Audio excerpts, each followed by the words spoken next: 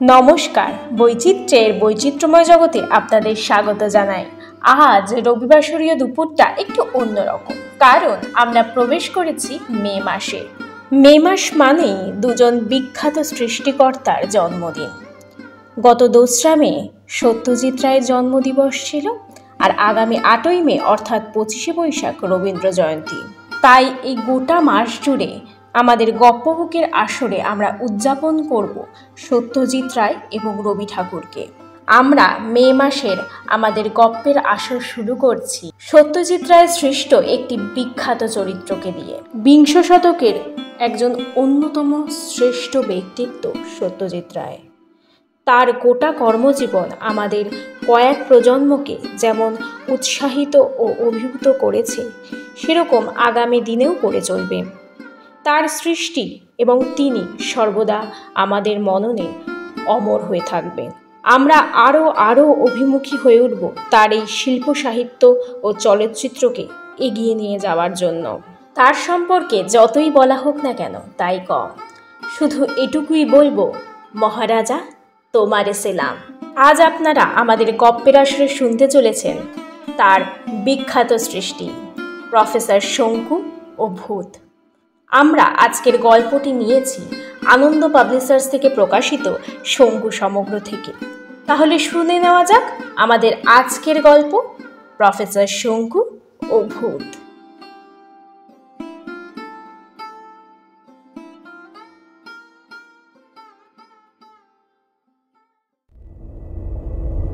দশই April. ভূতপ্রেত, planchette, telepathy, ক্লেভয়েন্স এসবই যে একদিন না একদিন বিজ্ঞানের আওতায় এসে পড়বে, এ বিশ্বাস আমার অনেক দিন থেকেই আছে। বহুকাল ধরে বহু বিশ্বস্ত লোকের ব্যক্তিগত ভৌতিক অভিজ্ঞতার কাহিনী সেই সব লোকের মুখেই শুনে এসেছি। ভূত জিনিসটাকে তাই কোনোদিনও হেসে উড়িয়ে দিতে পারিনি। আমার নিজের কখনো এ ধরনের অভিজ্ঞতা হয়নি। চীনে জাদুকরের কারসাজিতে সম্মোহিত বা হিপনোটাইজড হয়েছি, অদৃশ্য প্রতিদ্বন্দ্বীর সঙ্গে লড়াইও করেছি, গেছো বাবার মন্ত্র বলে জানোয়ারের কঙ্কালে রক্ত মাংস প্রাণ প্রায় ফিরে আসতে দেখেছি। কিন্তু যে মানুষ মরে ভূত হয়ে গেছে, সেই ভূতের সামনে কখনো পড়তে হয়নি আমাকে। এই অভিজ্ঞতার অভাবের জন্যই বোধহয় কিছুদিন থেকে ভূত দেখার ইচ্ছাটা খুব প্রবল হয়ে উঠেছে। আর কেবলই ভাবছিলাম ভূতকে হাজির করার বৈজ্ঞানিক উপায় কি থাকতে পারে। এখানে অবশ্যই কেবল রাসায়নিক প্রক্রিয়া বা যন্ত্রপাতিতে কাজ হতে পারে না, তার সঙ্গে চাই কনসেন্ট্রেশন। রীতিমতো ধ্যানস্থ হওয়া চাই, কারণ যে কোনো ভূত হলে তো আর চলবে না। বিশেষ বিশেষ মৃত ব্যক্তির ভূতকে ইচ্ছে মতো আমার ঘরে হাজির করে তাদের সঙ্গে বাক্যালাপ করে তারপর তাদের আবার পরলোকে ফিরিয়ে দেওয়া, এ তো আর চারটিখানি কথা নয়। সবচেয়ে বড় কৃতিত্ব হবে যদি তাদের একেবারে সশরীরে এনে ফেলা যায়, যার ফলে তাদের আমরা স্পর্শ করতে পারি, তাদের সঙ্গে হ্যান্ডশেক করতে পারি। তবেই না বিজ্ঞানের কৃতিত্ব। গত 3 মাস পরিশ্রম, গবেষণা ও কারিগরির পর আমার নিউ স্পেকট্রোস্কোপ যন্ত্রটা তৈরি হয়েছে। এখানে স্পেকট্রো কথাটা স্পেকট্রাম থেকে আসছে না, আসছে স্পেক্টার অর্থাৎ ভূত থেকে। নিউ কারণ এমন যন্ত্র এর আগে আর কখনো তৈরি হয়নি। যন্ত্রের বিশদ বিবরণ আমার খাতায় রয়েছে, তাই এ ডায়েরিতে আর সেটা দিলাম না। মোটামুটি বলে রাখি, আমার মাথার মাপে একটা ধাতুর হেলমেট তৈরি করা হয়েছে। তার দুদিক থেকে দুটো বৈদ্যুতিক তার বেরিয়ে একটা কাচের পাত্রে আমার তৈরি একটা তরল সলিউশনের মধ্যে চোবানো দুটো তামার তারের সঙ্গে যোগ করা হয়। হঠাৎ দেখলে অ্যাসিড ব্যাটারির কথা মনে হতে পারে। সলিউশনটা অবশ্য নানা রকম বিশেষ মাল মশলা মিশিয়ে তৈরি। তার মধ্যে প্রধান হলো শ্মশান সংলগ্ন চিতার ধোঁয়ার পরিপুষ্ট কিছু গাছের শিকড়ের রস। এই সলিউশন গ্যাসের আগুনে গরম করলে তা থেকে একটা সবুজ রঙের ধোঁয়া বের হবে। খুব আশ্চর্যভাবে পাত্রের উপরেই প্রায় 1 মানুষ জায়গা নিয়ে কুণ্ডলি পাকাতে থাকে। ভূতের আবির্ভাব হওয়ার কথা সেই কুণ্ডলীর মধ্যেই। আজ সকালে যন্ত্রটাকে প্রথম টেস্ট করলাম। 16 আনা সফল হয়েছি বলবো না, এবং এই আংশিক সাফল্যের প্রধান কারণ হলো আমার কনসেন্ট্রেশনে গলদ। ল্যাবরেটরিতে ঢোকার সময় দেখলাম বারান্দার কোণে আমার বিড়াল নিউটন এক থাবায় একটা আরশোলা মারল। ফলে হলো কি, হেলমেট পরে বসে ভূতের কথা ভাবতে গিয়ে কেবলই সেই আরশোলার নিষ্প্রাণ দেহটার কথাই মনে হতে লাগলো।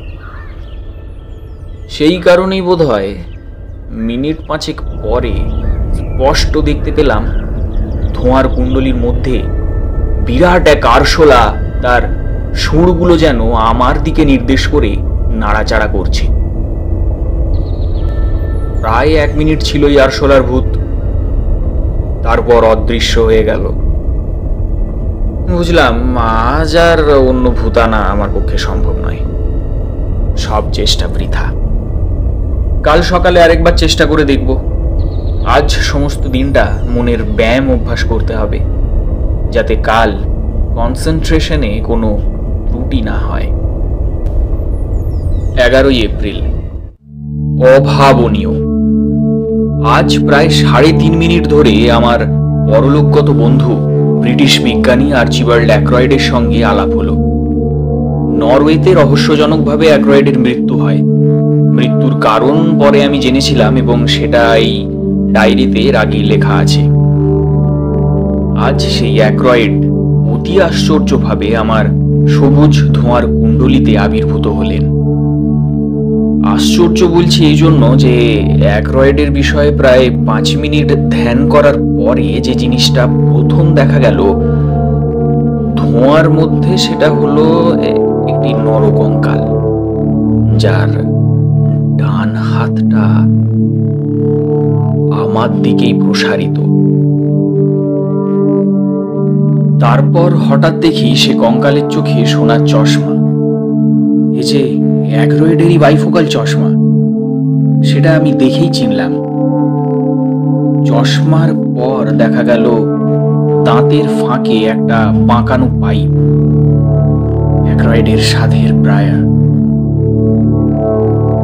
তারপর পাঁজরের ঠিক নিচেটায় একটা চেনওয়ালা ঘড়ি, এও আমার চেনা। বুঝতে পারলাম অ্যাক্রয়েডের চেহারা যে বিশেষত্বগুলো আমার মনে দাগ কেটেছিল সেগুলো আগে দেখা যাচ্ছে। ঘড়ি, পাইপ ও চশমা সমেত কঙ্কাল হঠাৎ বলে উঠল,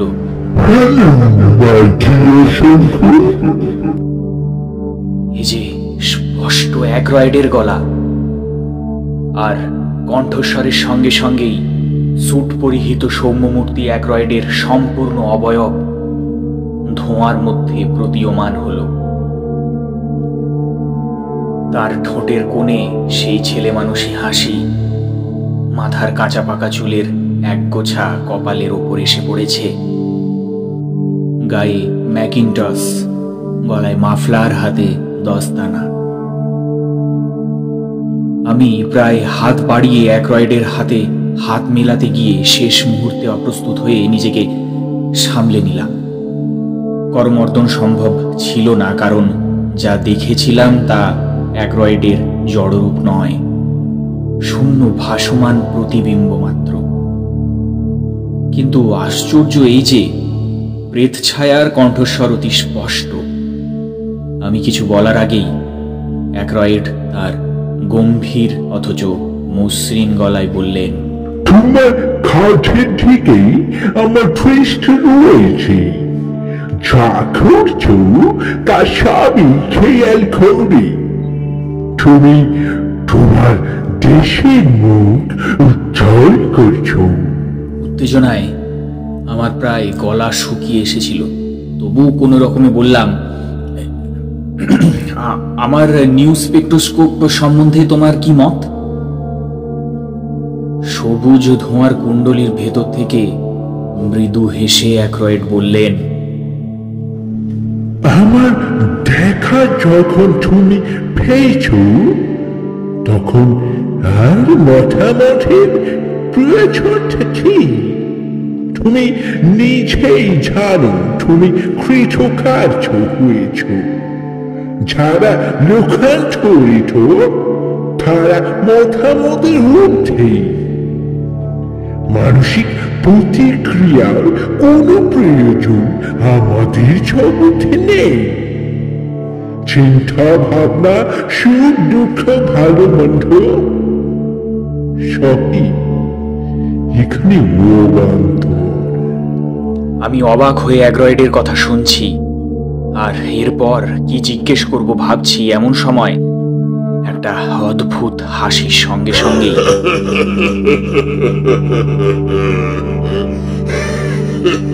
বুদবুদের মতো অ্যাগ্রয়েড অদৃশ্য হয়ে গেলেন।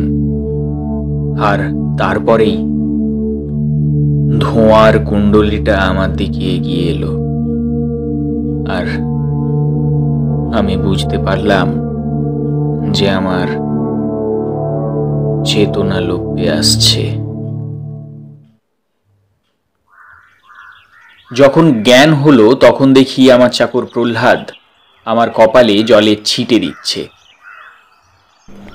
এই গরমে লোহার টুপি পরি বসি আসো গো বাবু, বুড়ো বয়সী এত কি সয়। হেলমেটটা খুলে ফেললাম, বেশ ক্লান্ত লাগছে। বুঝলাম অতিরিক্ত কনসেন্ট্রেশনের জন্য এই ফল। কিন্তু অ্যাগ্রয়েডের প্রেতাত্মা যে আজ আমার ল্যাবরেটরিতে আবির্ভূত হয়ে আমার সঙ্গে কথা বলে গেছে তাতে কোনো ভুল নেই। আমার গবেষণা, আমার পরিশ্রম অনেকাংশে সার্থক হয়েছে। আশ্চর্য আবিষ্কার আমার এই নিউ স্পেকট্রোস্কোপ। মনে মনে ভাবলাম, সামান্য শারীরিক গ্লানিতে নিরুৎসাহ হলে চলবে না। কাল আবার বসবো এই যন্ত্র নিয়ে। ইচ্ছে হচ্ছে বিগত যুগের কিছু ঐতিহাসিক চরিত্রের প্রেতাত্মার সঙ্গে চাক্ষুষ পরিচয় করে কথা বলবো। 12ই এপ্রিল। অন্ধকূপ হত্যার আসল রহস্য জানবার জন্য আজ ভেবেছিলাম সিরাজউদ্দৌলাকে একবার আনব, কিন্তু সব প্ল্যান মাটি করে দিলেন আমার প্রতিবেশী অবিনাশ চাটুর্যে। বৈঠকখানায় বসে সবেমাত্র কফি শেষ করে ন্যাপকিনে মুখ মুছছি, এমন সময় ভদ্রলোক হাজির। অবিনাশবাবুর মতো অবৈজ্ঞানিক ব্যক্তি জগতে আর দ্বিতীয় আছে কিনা তার সন্দেহ। ভদ্রলোকের জন্ম হওয়া উচিত ছিল প্রস্তর যুগে। বিংশ শতাব্দীতে তিনি একেবারেই বেমানান। আমার সাফল্যে উদাসীন্য ও ব্যর্থতায় টিটকিরি, এ দুটো জিনিস ছাড়া ওর কাছে আর কিছু কখনো পেয়েছি বলে মনে পড়ে না। ঘরে ঢুকেই আমার সামনের সোফায় ধপ করে বসে পড়লেন। বললেন, উচ্ছির ধারে ঘোরাফেরা হচ্ছিল কি মতলবে? উচ্ছ্রিত ধারে? আমি মাঝে মাঝে অবশ্যই প্রাতঃভ্রমণে যাই ওদিকে, কিন্তু গত 20-25 দিনের মধ্যে তো যাইনি। সত্যি বলতে কি, বাড়ি থেকেই বেরোইনি। তাই বললাম, কবেকার কথা বলছেন? আজকে মশাই, আজকে এই ঘন্টাখানেক হবে। ডাকলুম, সাড়াই দিলেন না। সে কি, আমি তো বাড়ি থেকে বেরোইনি। অবিনাশবাবু এবারে হো হো করে হেসে উঠলেন। এ আবার কি বিব্রতি ধরল আপনার? অস্বীকার করছেন কেন? ওরকম করলে যে লোকে আরো বেশি সন্দেহ করবে। আপনার 5 ফুট 2 ইঞ্চি হাইট, ওই টাক, ওই দাড়ি, গিরিটি শহরে হে আর কার কাছে আছে বলুন? আমি যুগপথ রাগ আর বিস্ময়ে কিছু বলতে পারলাম না। লোকটা কি? আমি মিথ্যেবাদী? আমি ত্রিলোকেশ্বর শঙ্কু? হ্যাঁ, আমার কিছু মূল্যবান ফর্মুলা আমি কোনো কোনো অতিরিক্ত অনুসন্ধিৎসু বিজ্ঞানীর কাছে গোপন করেছি বটে, কিন্তু উচ্ছ্রিত ধারে যাবার মতো সামান্য একটা ঘটনা আমি অবিনাশবাবুর মতো একটা নগণ্য লোকের কাছে গোপন করতে যাব কেন? অবিনাশবাবু বললেন, শুধু আমি নয়, রামলোচন বাণুজ্যেও আপনাকে দেখেছেন। তবে সেটা উচ্ছিত ধারে নয়, চল সাহেবের বাড়ির পেছনে রামবাগানে। আর সেটা আমার দেখার পরেই এইমাত্র শুনে আসছি। আপনি তাকে জিজ্ঞাসা করে দেখতে পারেন।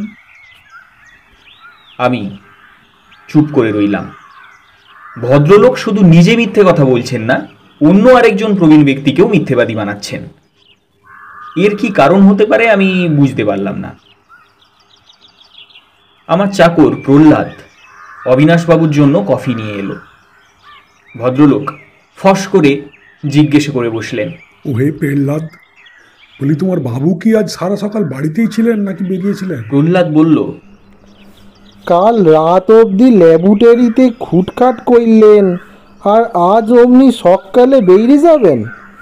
বাবু তো বাড়িতেই ছিলেন। এখানে একটা কথা বলে রাখা দরকার, আমি কাল সকালের পর আদেও আমার ল্যাবরেটরিতে যাইনি। বিনা কারণে আমি কখনো ল্যাবরেটরিতে যাই না। আমার সারাদিনের কাজ ছিল কনসেন্ট্রেশন অভ্যাস করা, এবং সে কাজটা আমি করি আমার শোবার ঘরেই। রাত্রে 9টার মধ্যে খেয়ে ঘুমিয়ে পড়েছিলাম, উঠেছি যথারীতি ভোর 5টায়। অথচ প্রহ্লাদ বলে কিনা আমি ল্যাবরেটরিতে কাজ করেছি। আমি প্রহ্লাদকে বললাম, আমি যখন কাজ করছিলাম তখন তুমি আমায় কফি দিয়েছিলে কি? হ্যাঁ বাবু, দিয়েছিলাম যে।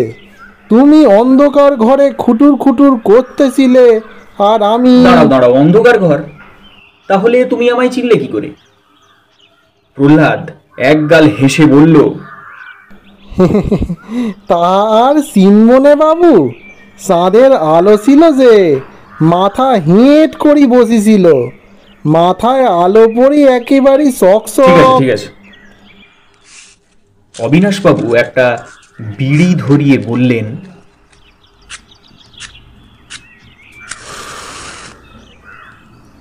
সেই কি এক বায়োস্কোপ দেখেছিলাম, একই মানুষ দুভাগে ভাগ হয়ে গিয়ে একই সময়ে এখানে ওখানে। আপনারও কি সেই দশা হলো নাকি মশাই? তা কিছুই আশ্চর্য নয়। পই করে বলেছি, ওসব গবেষণার মধ্যে যাবেন না, ওতে ব্রেনে এফেক্ট করে। গরিবের কথা বাসি হলে তবে ফলে কিনা। আরও আধ ঘন্টা ছিলেন অবিনাশবাবু। বুঝতে পারছিলাম একটা ম্যাগাজিনের পাতা উল্টানোর ফাঁকে ফাঁকে ভদ্রলোক আমার দিকে আর চোখে লক্ষ্য রাখছেন। আমি আর কোনো কথা বলতে পারিনি, কারণ আমার মাথার মধ্যে সব কেমন জানি গন্ডগোল হয়ে যাচ্ছিল। বিকেলে হাঁটতে হাঁটতে রামলোচন বাবুর বাড়ির দিকে গেলাম। ভদ্রলোক তার গেটের বাইরে বাঁধানো রকটাতে বসে সুরেন ডাক্তারের সঙ্গে গল্প করছিলেন। আমায় দেখে বললেন,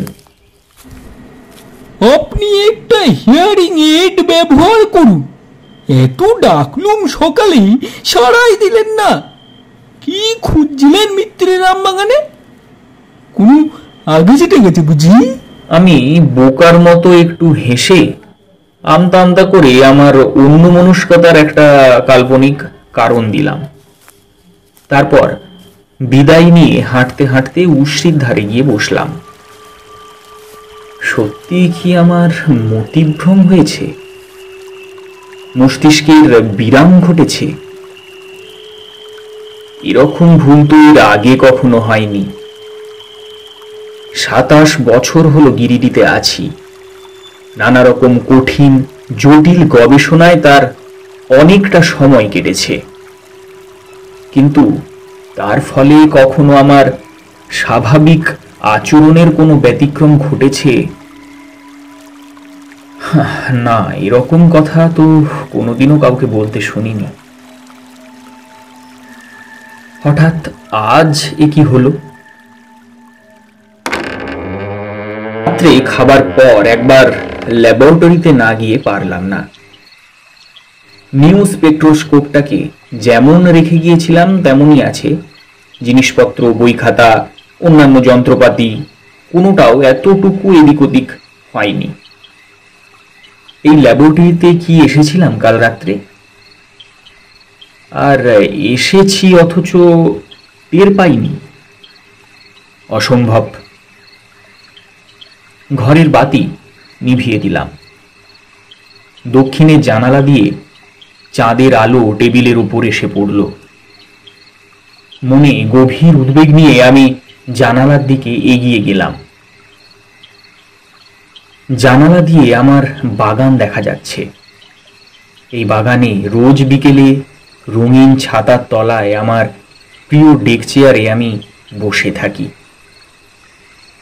ছাতা এখনো রয়েছে, তার তলায় চেয়ারও।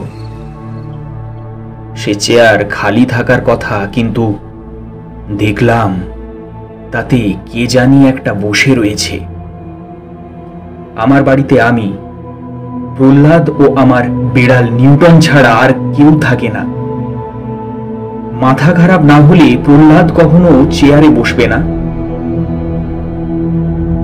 যে বসে আছে সে বৃদ্ধ, তার মাথায় টাক, কানের দুপাশে সামান্য পাকা চুল, গোঁফ ও দাড়ি অপরিচ্ছন্নভাবে ছাঁটা। যদিও সে আমার দিকে পাশ করে আছে এবং আমার দিকে ফিরে চাইছে না, তাও বেশ বুঝতে পারলাম যে তার চেহারার সঙ্গে আমার চেহারার আশ্চর্য একটা মিল। এরকম অভিজ্ঞতা আর কারোর কখনো হয়েছে কিনা জানা নেই। যমজ ভাইয়ের মধ্যে নিজের প্রতিরূপ দেখতে মানুষ অভ্যস্ত, কিন্তু আমার যমজ কেন? কোনো ভাই নেই। খুড়তুতো ভাই একটি আছেন, কিন্তু তিনি থাকেন বেরেলিতে এবং তিনি লম্বায় 6 ফুট 2 ইঞ্চি। এ লোক তবে কে? হঠাৎ মনে হলো শহরের কোনো ছেলে ছোকরা আমার ছদ্মবেশ নিয়ে হয়তো আমার সঙ্গে মশকরা করছে। তাই হবে, তাছাড়া আর কিছুই না। বারগান্ডায় এক শখে থিয়েটার পার্টি আছে, তাদের দলের কেউ নিশ্চয়ই এই প্র্যাকটিক্যাল জোকের জন্য দায়ী। অপরাধীকে হাতে নাতে ধরবো বলে পা টিপে টিপে ল্যাবরেটরি থেকে বেরিয়ে বারান্দা পেরিয়ে বৈঠকখানার দরজা দিয়ে সোজা বাগানের দিকে এগিয়ে গেলাম, কিন্তু ব্যর্থ অভিযান। গিয়ে দেখি চেয়ার খালি। ক্যানভাসে হাত দিয়ে দেখি সেটা তখনও গরম রয়েছে, অর্থাৎ অল্পক্ষণ আগেই কেউ যে এসে চেয়ারে বসেছিল তার কোনো সন্দেহ নেই। কিন্তু চারিদিকে চেয়ে দেখি কেউ কোথাও নেই। জ্যোৎস্নার আলোতে আমার বাগানে গা ঢাকা দেওয়া সম্ভব নয়, কারণ একটি মাত্র গোলঞ্চ গাছের গুঁড়ির পেছনে ছাড়া লুকোবার কোনো জায়গা নেই। তাহলে কি আমার দেখবার ভুল? কিন্তু অবিনাশবাবু, রামলোচনবাবু, এরা তবে কাকে দেখলেন? শোবার ঘরে ফিরে এসে অনুভব করলাম আমার উদ্বেগ আরো দ্বিগুণ হয়ে গেছে। আজ রাত্রে ঘুমের ওষুধ না খেলে আর ঘুম হবে না।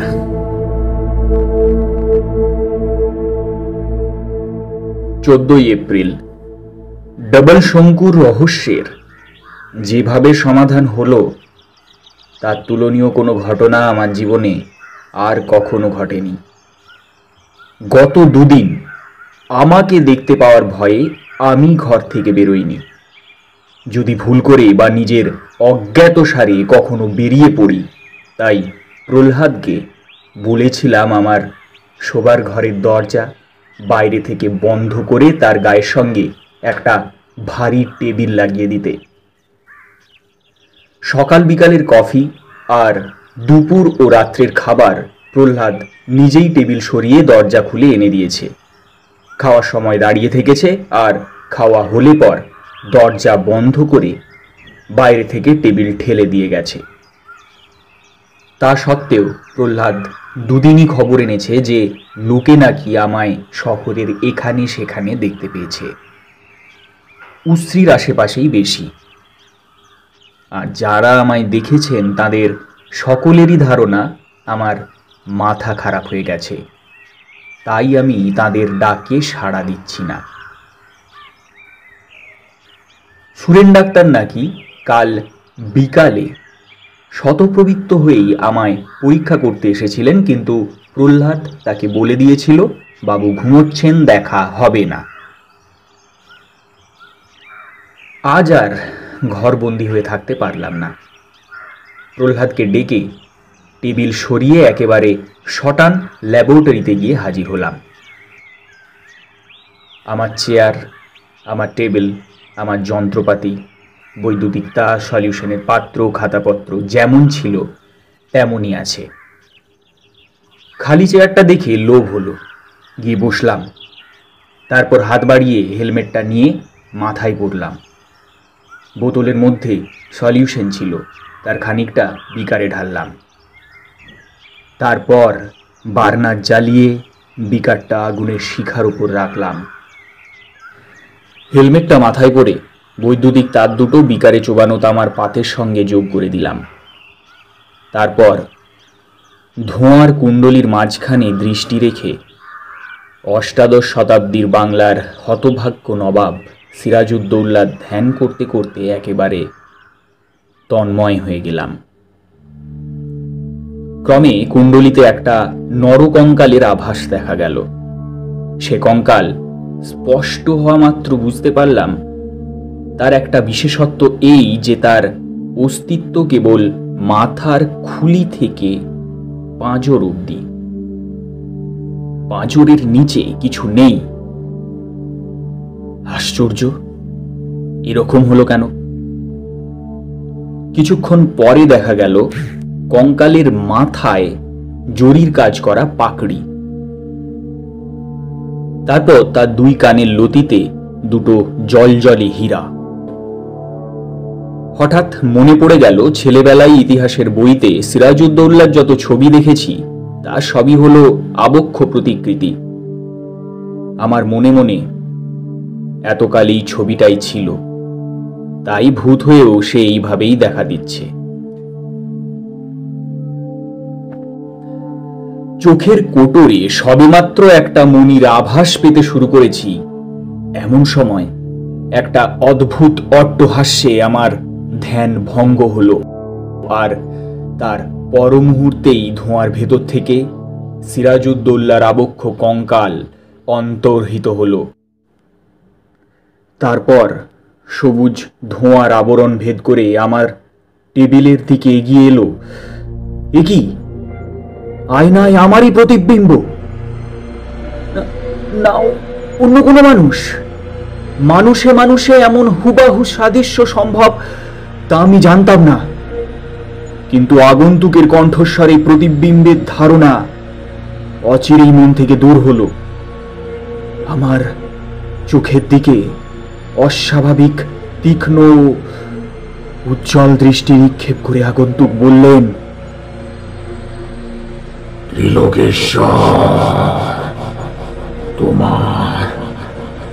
তোমার প্রতি আমি কৃতজ্ঞ।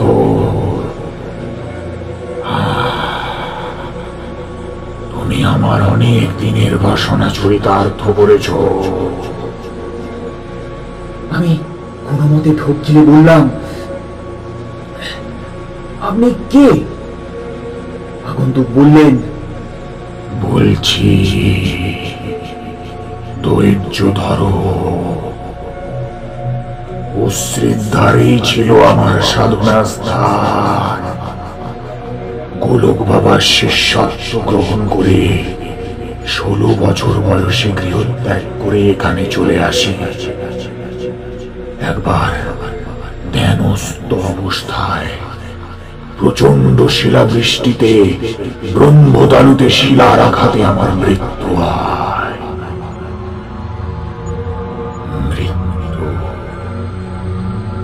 মৃত্যু? হ্যাঁ, মৃত্যু। তারপর অনেকবার ইচ্ছা হয়েছে এখানে ফিরে আসি, কিন্তু আমার একার পক্ষে সম্ভব ছিল না সশরীরে অবতীর্ণ হওয়া। তোমার বিজ্ঞান ও আমার তন্ত্রের সংযোগে আজ সেটা সম্ভব হয়েছে। তুমি প্রথম দিন ধ্যানস্থ হওয়ার কয়েক মুহূর্তের মধ্যেই আমি এসেছি, কিন্তু তখনই তোমাকে দেখা দিইনি, কারণ আমার অন্য কাজ ছিল। অকস্মাৎ মৃত্যুর ফলে আমার যোগ সাধনার কিছু সরঞ্জামে কোনো ব্যবস্থা করে যেতে পারিনি, অথচ অনুপযুক্ত লোকের হাতে পড়লে অনিষ্টের সম্ভাবনা ছিল। তাই কদিন অনুসন্ধানের পর সেগুলি পুনরুদ্ধার করে আজ সকালে অশ্রির জলে নিক্ষেপ করেছি। আর ভয় নেই। কিন্তু আপনি কে সেটা জানলে? বলছি, আগে কাজের কথা। তুমি সব স্ম্লেচ্ছের ধ্যান করছো, তাদের প্রেতাত্মা জড়রূপ ধারণ করতে অক্ষম। কারণ প্রথমত আমার সাধনা তাদের অনায়ত্ত, দ্বিতীয়ত তোমার সঙ্গে তাদের রক্তের সম্বন্ধ নেই। রক্তের সম্বন্ধ? আপনার সঙ্গে কি আমার? আছে। আমি হলাম তোমার অতি বৃদ্ধ প্রপিতামহ ঈশ্বর বটুকেশ্বর শঙ্কর। জন্ম 1056 সন, মৃত্যু 1132 সন। এসো, তোমার করমর্দন করি।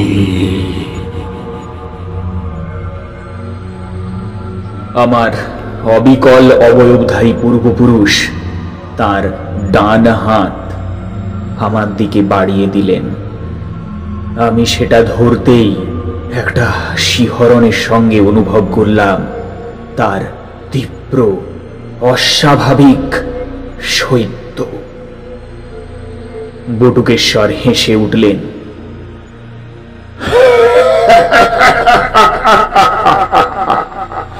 ঠান্ডা লাগছে না? তবে চুলি।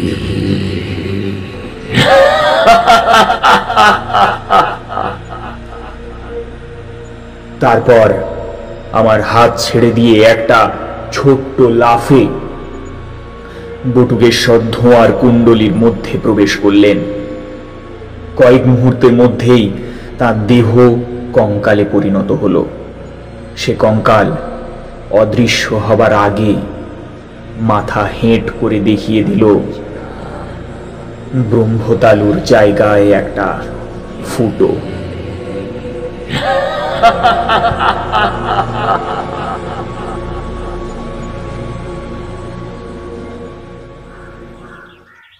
জড়ভূতের সাক্ষাৎ পাওয়াতে অশরীরী ভূত সম্পর্কে আর বিশেষ কৌতূহল রইল না।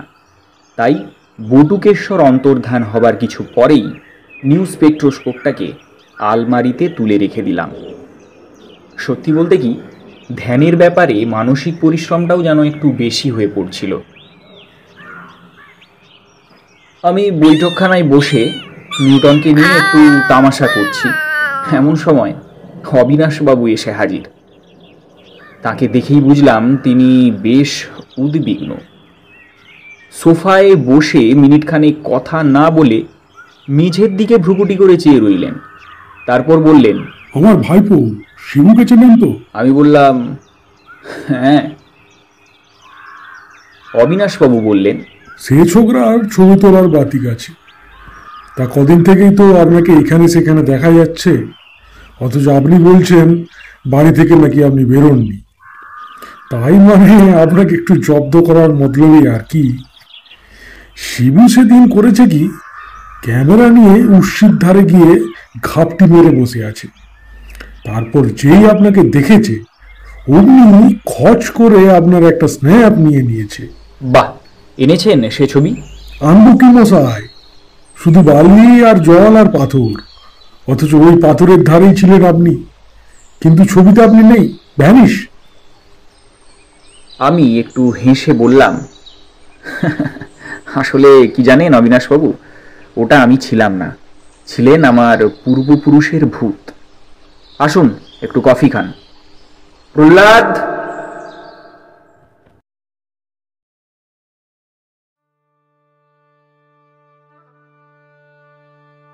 এতক্ষণ আপনারা শুনছিলেন সত্যজিৎ রায়ের বিখ্যাত সৃষ্টি প্রফেসর শঙ্কু ও ভূত। গল্পের সূত্রধার আমি রায়া। প্রফেসর শঙ্কুর ভূমিকায় প্রীতম, অন্যান্য চরিত্রে সুমন, সাগ্নিক, সুদীপ্ত এবং প্রীতম। পোস্টার ডিজাইন এবং স্পেশাল সাউন্ড এফেক্টসে প্রীতম। আবার দেখা হবে আগামী রবিবার অন্য কোনো নতুন একটি গল্প নিয়ে। ততক্ষণ পর্যন্ত আপনারা আমাদের চ্যানেলটিকে সাবস্ক্রাইব করে আমাদের পাশে থাকুন আর এইভাবেই ভালোবাসা দিতে থাকুন আর শুনতে থাকুন বৈচিত্র্যের মে মাস।